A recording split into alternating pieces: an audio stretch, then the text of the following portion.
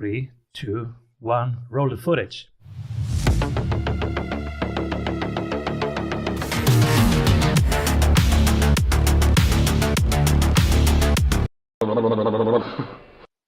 Welcome back, everybody. I'm Simon Severino, your host. And today I have somebody who runs 3 crypto hedge funds. He's the wealth architect, has traded over 40 billion worth of securities, everybody. Using his experience and expertise, he is on a mission to change the way we invest. Welcome, everybody, Mark Yegge. Hey, Simon. Thanks for having me. Welcome, everybody. Let's have some fun. By the way, I don't have 3 crypto hedge funds. I have 3 hedge funds. One of them is crypto, just so you know. One of them is crypto. Yeah, and you see, my excitement brings me places because you are an expert on financial freedom. We are all moving into slow growth or even recession times. Who to better have here and to talk? How can we prepare for 2023 in terms of generating wealth, preserving wealth, and navigating 2023 in a good fashion? Yeah. So, welcome, Mark. Maybe tell us, how did you get to 3 hedge funds and being an expert in financial freedom? Well, I've been trading in the market since I was 12 years old. My father showed me how to trade, and I bought my first car with the money that I made from my trades. And I was basically hooked. It was probably could have been the worst thing that ever happened, right? It's like when you go to the golf course and you hit the drive down the middle on your first shot, and you're like, this is so easy. But it ain't that easy. And so it took a lot of years to learn, trial and error, experimentation, learning from really great mentors and giants that came before me. And then I had a Wall Street company back in the late 90s and up into the early 2000s, and just really have fallen in love with the financial business, everything that has to do with financial freedom, becoming free. And I was doing really well. And a friend of mine says to me, he goes, "You're doing so well, but it's really unfair because you're not sharing your knowledge with other people." And I thought, yeah, I guess I never thought of it that way. So I started my first hedge fund in 2014. And I just basically did what I was doing, but I wasn't perfect. Like, I still made mistakes. And then now I wasn't just handling my money, I was handling other people's money. Now, I had a Wall Street background before, and I was also handling money, but now I was totally in control because I had their portfolios. And there were times where I, got hammered, and I was like, I don't want that. I don't want to lose my friends and family money. I hate that. So I kept honing what I do. And today I have a couple of really good systems that I trade. I'm very proud of what we do. I teach people to do the things that I do. And you said something in the intro, Simon, which was called financial freedom. And, we bat around that term financial freedom a lot. And I think there's a few freedoms that we can have in our lives. There's financial freedom, which is basically you have the money to do what you want, when you want to do it, with whom you want to do it. But the other parts of that are time freedom. Like, so often we're trapped into that 9-to-5 job, or we're trapped into that whatever we're doing on a daily basis, and we can't get out. Like, think about it. Ask yourself, can you quit your job? Can you easily just go off and take a vacation? So I think time freedom is a very important thing. Location freedom for me is a huge thing. So being able to go around the world, I love to travel. I love to take my motorcycle up to, different countries in Europe and have adventures. And for me, that's what it is. Not for everybody. Some people just like location freedom to just go to their summer house or just to stay home and do a staycation. But to have the freedom to go where you want is important. And then people freedom. Who are you surrounding yourself with, right? Who are the people that are helping you become who you want to be, that are pulling you up rather than holding you back? So people freedom is important too. So if you could start to think about your life in those ways, that's what I like to help people do. So I have hedge funds. I know that's where you started it, but if you don't want to be in my hedge funds, or you can't afford to be in my hedge funds because it's for accredited investors only, I also teach you how to do what I do. I have programs to do that. And so that's where it all started for me. It's not just about running hedge funds, because I'm a little bit more than that, right? Hedge funds are boring. You sit behind a computer, you look at the numbers go up and down, you listen to Kramer and do the opposite or whatever. and you just try to make money. But I love to teach people things. And I think at this stage of my life, that's what I'm supposed to be doing. And this is exactly what we need. So 2 years ago, I became publicly a learning investor, a part-time investor, because Woo! different Federal Reserves decided to take 20% of my wealth without asking me for permission. And so Oh, I was angry and I decided to educate myself. So I started um, because I was very good at creating revenues, but I never knew how to keep that money. I never did even think about it. And so I was forced to think about it if I want to keep it for my kids. And so I said, all right, let's educate myself. And it was mainly YouTube. I learned how to have 1/3 of my wealth now in real estate, 1/3 in equities, and 1/3 in crypto. And I just trade spot, limit orders to buy, limit orders to sell. That's it. That's how far I came. I'm learning fundamental analysis and basics of charting, of technical analysis.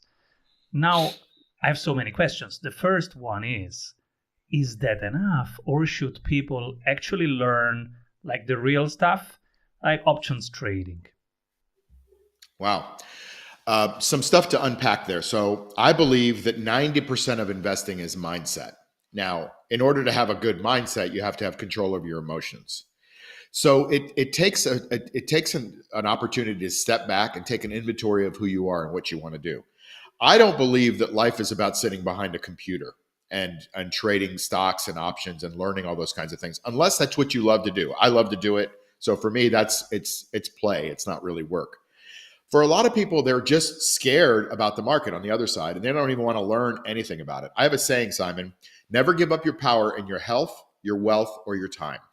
You know, when you go to that doctor and he says you have 6 months to live, you go, well, honey, let's get our stuff in order. I got 6 months to live. And 5 months and 29 days later, you drop dead, right? Because you gave up your power to the doctor. And there's other people that go to the doctor and they say, I'm not going to put up with that. And they live for another 10 years, right? So it's the mentality of people that their power to give up their wealth either. Because I don't want to learn about the market. Here, financial planning expert who's down 20% this year, right? And they're trained, most of the time, they're not trained in portfolio management. They're not trained in investment. You know what they're trained in? 40, Sales. 60, 60, 40. 40, 60. Hey, let's put 40% of your stuff in this and 60% in bonds or equities or whatever. And then they get hammered when everything goes down like they're doing right now. So they don't have the skills and expertise, but they know how to sell. They know how to make you feel good when the market goes down. Don't worry, hold, it always comes back. And they say it always comes back, but it doesn't always come back, right? I mean, if you look at what happened to the dollar since 1971, we've lost 95.5% of our purchasing power just in the last 50 years. If you look at it since the dollar was created, we've lost 99.5% of the purchasing power of the dollar. So is the market really going up? Are you getting any favors done when you get an 8% return over, 50, 100 years or whatever? You're just keeping ahead of inflation. You got to do better than that, everybody. You got to be better than average, because I don't wake up in the morning going, oh, let's be average today. I don't know about you, but I want to be excellent. I want to kill it. I want to go crush the world, right? And I want to be able to have some real success behind what I do. So you got to start with that inventory, that mindset. And so kudos to you. You're publicly putting it out there that you're learning things. And that is the key, is personal development. How do you grow yourself as a human being? How do you get better at relationships? How do you get better at knowledge of the finances? How do you get better with financial freedom? I guess it leads it. And what do you want? So that's a long answer to your short question. The summary is, decide what you want, but don't decide because everybody else is doing it. Options are fun. Options are great. But you know what? There's 32 different option strategies out there. I've been trading for 45 years. I'm not an expert in all of them. I'm an expert in one of them. One strategy, which I built a whole program around, which I built hedge funds around, because I think that's how deep I need to go, at least, to learn the right way to do things. In one strategy, I have a friend of mine who, when I started my program, because I have a mastermind program now, and people come to my mastermind, and I teach them how to do options. It's a very specific strategy known as covered calls, very conservative strategy, but I have a full system built around it. And she was going to this very well-respected options trading school. And when I met her, she said, I don't know what to do. I met her in the hot tub at my condo down in West Palm Beach. And she says, I don't know what to do. I'm learning all this stuff about options, but I have no idea what to do with it. It's so much to learn.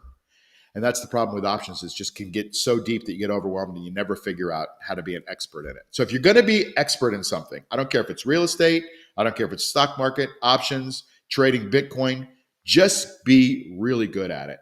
And don't just smatter your knowledge all over the place. That's my opinion. Concentrate.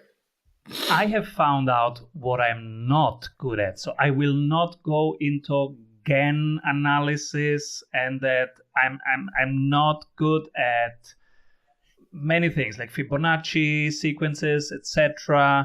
So how did you pick specifically covered calls, and why does it fit your style? You want the long answer, the medium answer, or the short answer? The longest you have. Okay. Well, I'll try to keep it exciting because it could be long. But listen, when I was 12, like I mentioned before, my dad taught me about the market. And then when I was about 14, he gave me a book. And it was sitting on his bookshelf all these years that I was growing up. And he said, here's a book by a guy named Edward Thorpe, who has become, my distant mentor. I don't know the man, but I'd love to meet him. He's still alive. And he's a really cool dude. Now, he wrote a book called Beat the Market. And I was like, oh, I like that. And it was probably the most boring book you could read, but for a 14-year-old, right? And so think about it. It was this really thick book all about how to buy a stock and sell what was called a warrant against it, which has now become options. And the reason he gained credibility with me, because he had a really cool story. The prior book was written in the late 50s, early 60s, and it was called Beat the Dealer. So he was a mathematics professor at MIT, and he figured out mathematically how to go into Las Vegas and beat the blackjack tables. And you might have even seen the movie about him and his students that went to Las Vegas. They beat blackjack. They got kicked out of Las Vegas.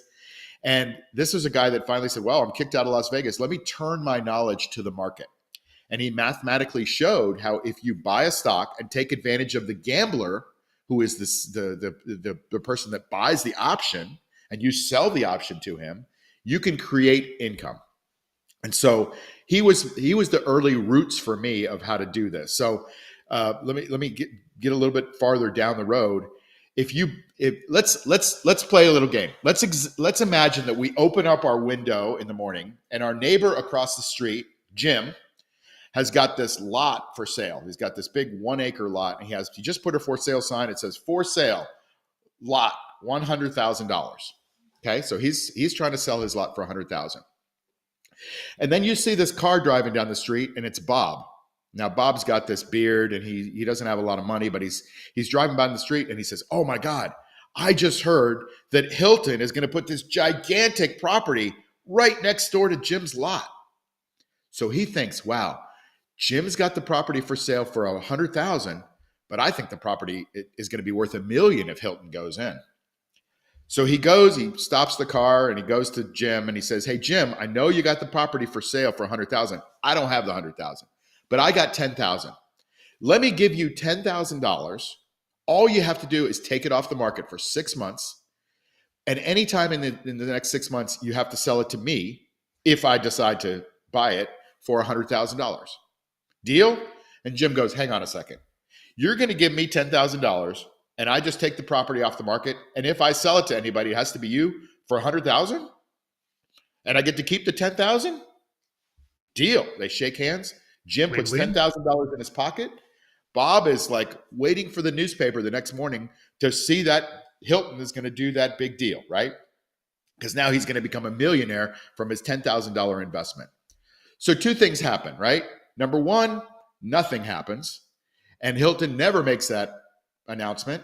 And the property is still worth $100,000. And Bob loses his $10,000 investment and Jim gets to keep it, right?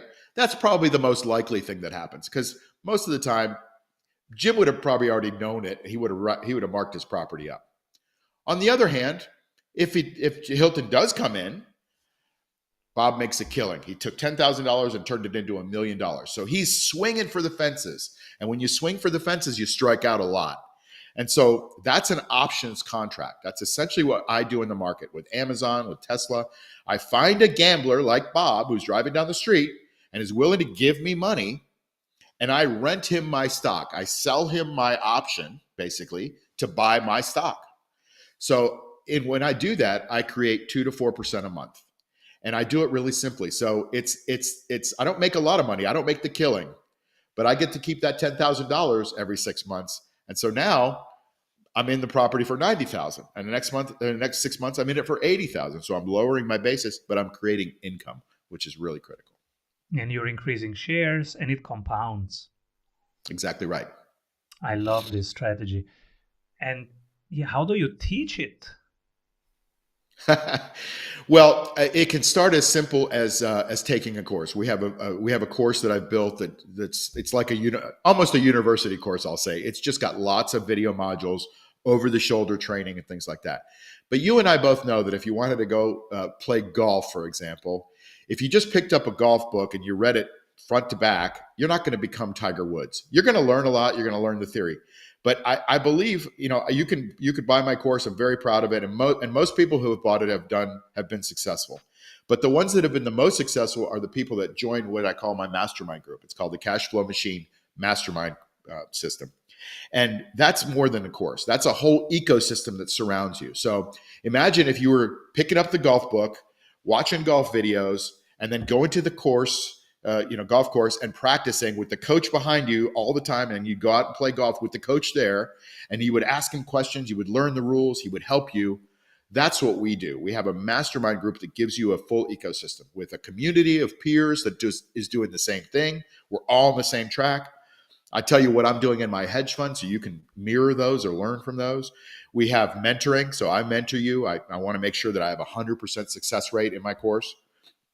And then every week on Fridays, we all get together on a Zoom call, and some of us will share our screen and we'll do our trades, and we'll pick apart each other's trades. We'll all learn from each other. We'll discuss what we're doing, and we kind of stay focused because we're all on the same path of not just making that reliable income from the gamblers, but we're also compounding, like you pointed out, and we're all on a journey together to create that financial freedom. So it's a full ecosystem, and it's like my family. It's a lot of fun, and I just love the people that are in it. Where do you meet? Is it a Slack group, a Discord, something else? We meet on we have a chat group on WhatsApp, right? We have another group called the Private Access Group, which is basically a one-way system. You can interact with it, but it's mostly my picks. And then we talk mostly on WhatsApp, but then we also have a group that meets every Friday as well. So we kind of get to know each other. And then we have events. Like we had an event last year in Greece. It was fantastic. We're going to have another one coming up in May where we get together, we experience life. The way I like to experience life, it's not for everybody, but I go out and have adventures and explore and see really great things, have good food, bring in a chef to our own private house, have massage people come in and give us massages, go out and see beautiful sights in Greece. And then we sit down and we talk about our lives. We open up, we talk about our finances and what kind of strategies that we're using. So it's really a lot of fun. And now some people love to be on the computer a lot. They will love it immediately.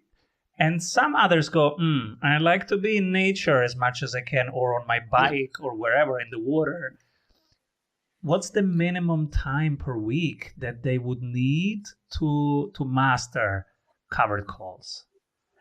So you obviously have to learn the course. So in the beginning, there's, it's a self-paced course. You go as fast or as slow as you want. There's quizzes and things along the way to make sure you're getting the knowledge and a final exam and all that kind of stuff, just like a regular course. And some people have done the whole course in 2 weeks, and some people like to take 6 to 7, 8 weeks like it's designed. Once you get that, then aside from the time you spend on the call on Friday, which is optional, we like to tell people that it's between 20 minutes and an hour a week or a month, depending on how you strategize. Because you can do this weekly, you could do it monthly, you can even do it quarterly if you want. That's how I learned, doing quarterly. We have weekly options. You make a little bit more money per week, but you need to babysit the account a little bit more. So, figure an hour a week just to be conservative, and could be more, could be less. We have one lady, the lady I just mentioned, she likes to travel like I do, right? And she went to Egypt, and she's like, oh, what am I going to do when I go to Egypt? I said, just sell the monthlies. Just sell way out, go sit on your camel and go explore the sphinxes and all that stuff. And that's what she did. And she really, every once in a while she'd check her account at the coffee shop with Wi-Fi, but she didn't really have to worry about it too much. So it's designed for that. I don't want to create a system where you're a slave to your computer. Yeah. Remember, I'm creating time freedom for people. That's my goal. And so if you can create that time freedom, you get away from your computer. That's the whole point. Does it still work in environments like this one, which are so much macro triggered versus, fundamentals or TA driven? Example, I'm one of my biggest positions beside Tesla is Google. And I thought Google is a safe long-term play. I just add to it. I don't really check the fundamentals of Google very often anymore. And I got distracted. And yesterday, -8%. So Yep. I wake up to -8% and was like, my goodness, 24 hours of not checking and look what's happening. So That can happen. That can happen. And so is it independent of the environment and the pace of disruption, your system, if you go for monthly checking, for example? Yeah, a couple of answers here. First of all, I'll just tell you a story. We have a gentleman who's been in our program in our mastermind group for just over probably more toward a year and a half now. And he just, at the end of last month, told me that he's up 31%. He only trades Tesla, right? Smart. We don't even call it trading. He does the investment, the covered call against Tesla, but he does it very conservatively because that's the way I teach things. I don't like people to lose money because I don't like to see their faces on Friday when they're losing money. It doesn't make me happy. And it does happen because markets do what the markets do. However, he's up 31%. Tesla's down at the time he was reporting it about 42%. So there's a difference there of 70%. So that's not atypical of what people are doing, especially if you stay conservative. If you make 1% a week, think about it. If you make 1% a week, doesn't sound like much, right? But 1% a week, week over week, is 48% a year if you're out the 4 days that we tell people to be out. And listen, if you're watching, everybody, I want you to learn this. Don't be involved in stocks when they have numbers.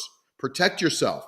8% happens in a flash. In 1 day, you can lose 8%.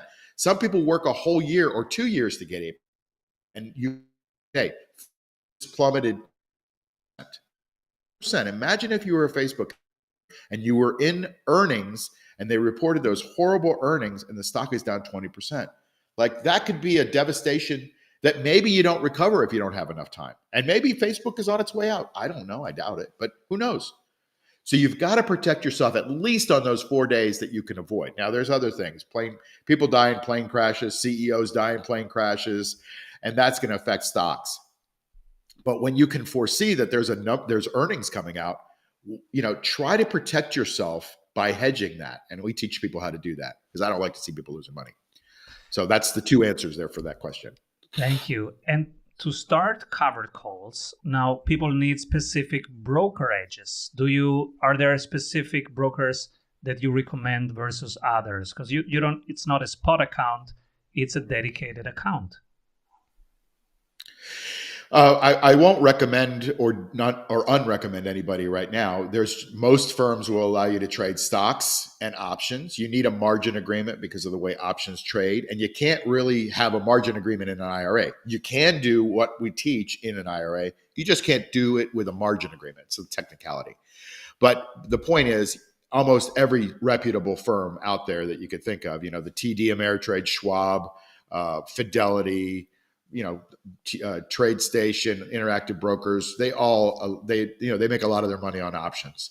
And so they're happy to have your business. And you have to understand options. You can't just go as a newbie and say, okay, open up the most risky trading account. I don't want you to do that. I hope you don't want to do that. And your brokerage firm certainly won't let you do it. So you have to work into it, learn it step by step. And we teach you. Like I did a first trade of a new member yesterday, and he just did 100 shares of a stock called Enphase.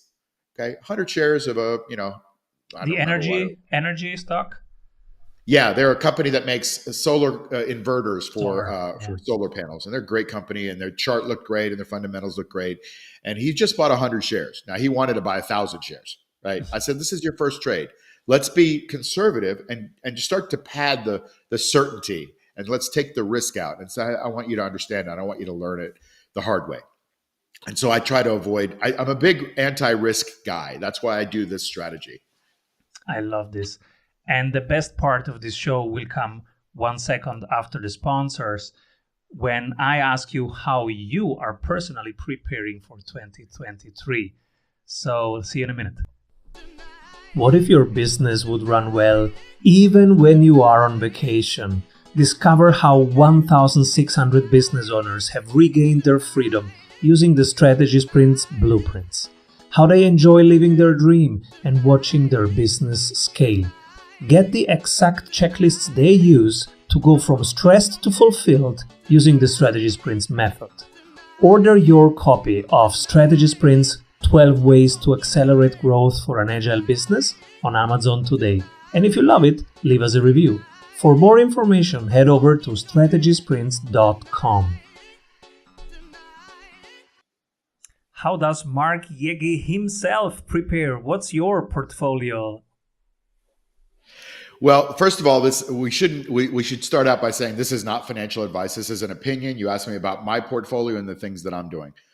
I believe that we should invest in ourselves first, which is where we started at the top of the call, right?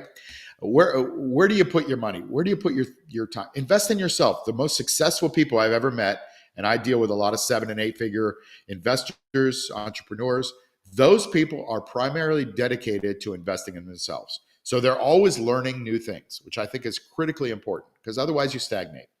So I believe that's the first place you invest. Then I have a strategy where I spread things around a little bit.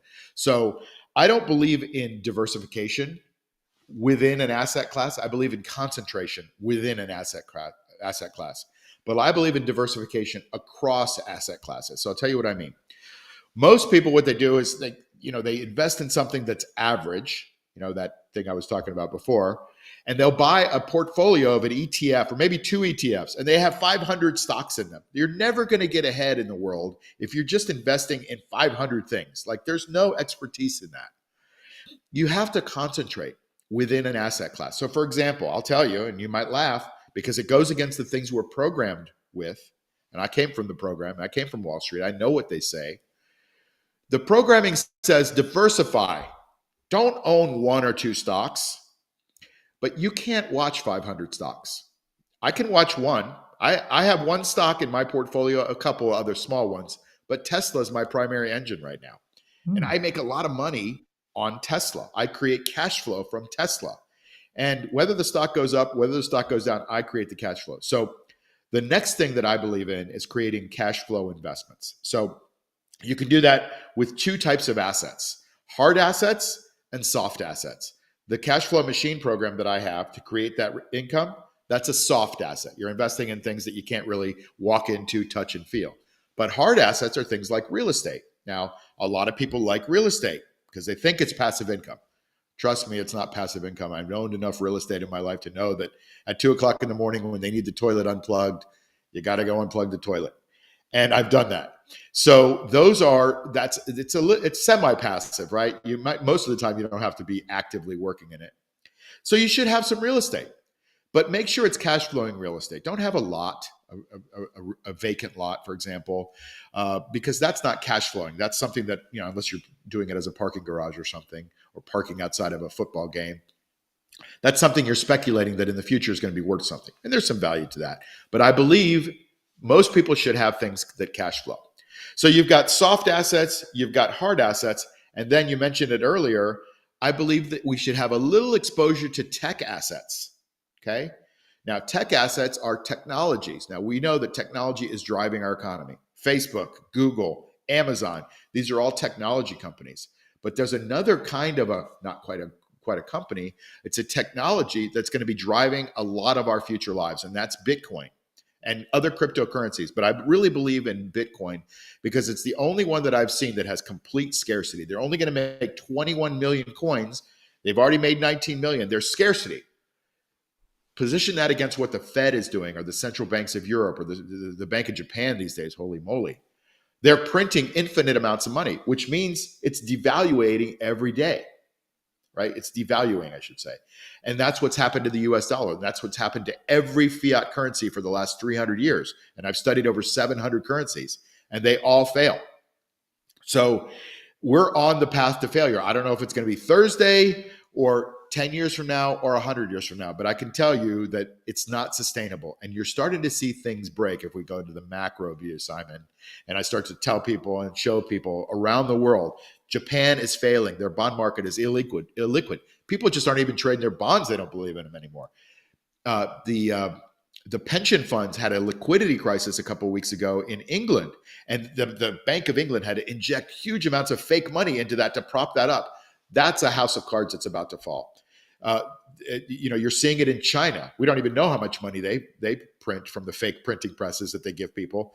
All the economies, the euro is having lots of systemic problems. And then the United States right now looks really good as the dollar is strengthening because we're raising our rates. But it can't sustain because over time, people are not going to believe that we are the only game in town. I'm going off a little bit longer on this one, but I believe you should have a little exposure, at least I do, to Bitcoin and maybe a couple of other cryptocurrency projects that you believe in.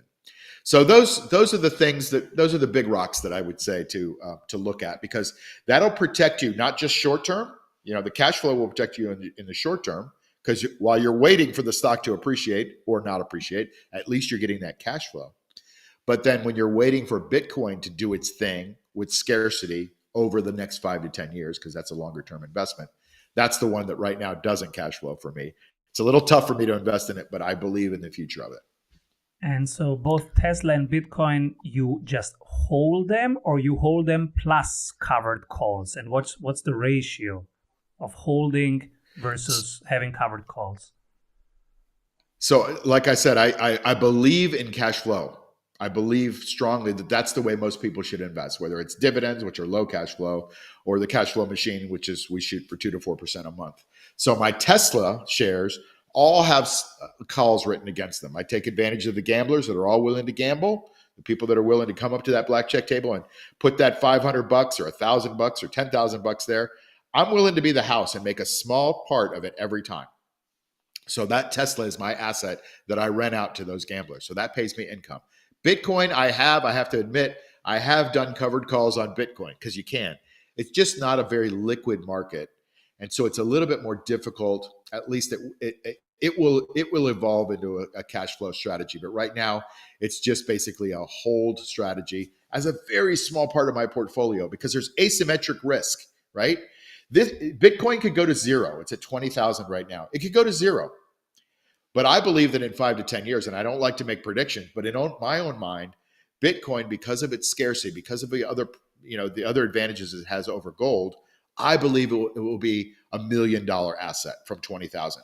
So there's a huge amount of upside risk, and the downside risk is very small, $20,000. That's called asymmetric risk.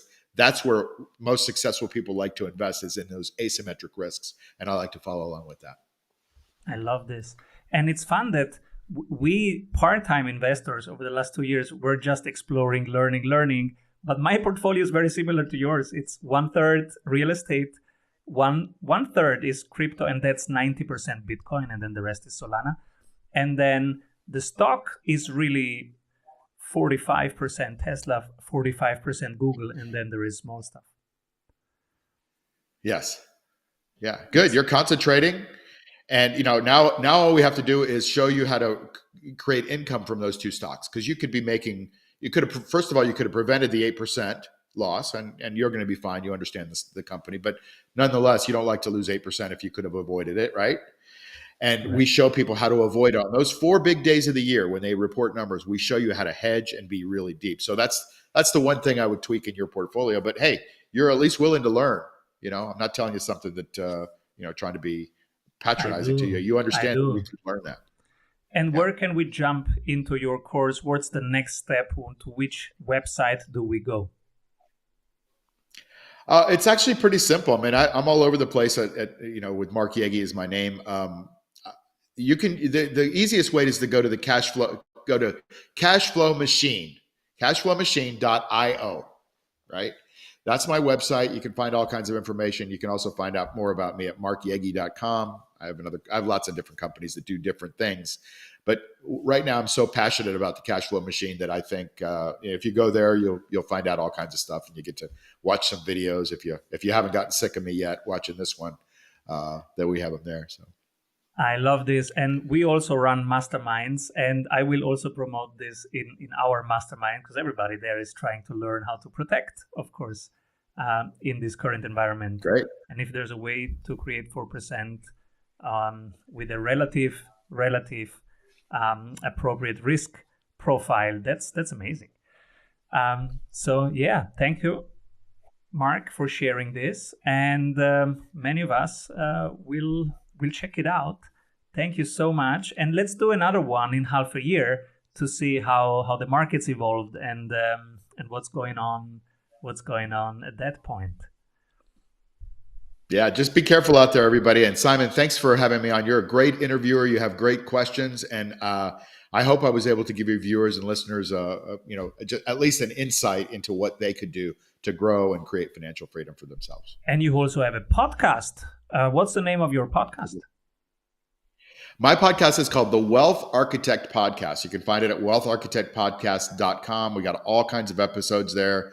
We talk about macro. We talk about different stocks. We talk about what the Fed is doing. We try to give people a global view of how they can attack their finances and create things, not just from what's going on in the US, but around the world. So thanks for asking. wealtharchitectpodcast.com. Yes. Let's jump over. We're all podcast fans here. Let's jump over. Thank you, Mark. Hey, if you love what you are hearing, you will love our free masterclasses. Go grab them at strategysprints.com. What if your business would run well even when you are on vacation?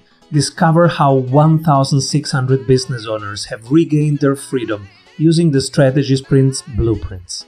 How they enjoy living their dream and watching their business scale. Get the exact checklists they use to go from stressed to fulfilled using the Strategy Sprints method. Order your copy of Strategy Sprints 12 Ways to Accelerate Growth for an Agile Business on Amazon today. And if you love it, leave us a review.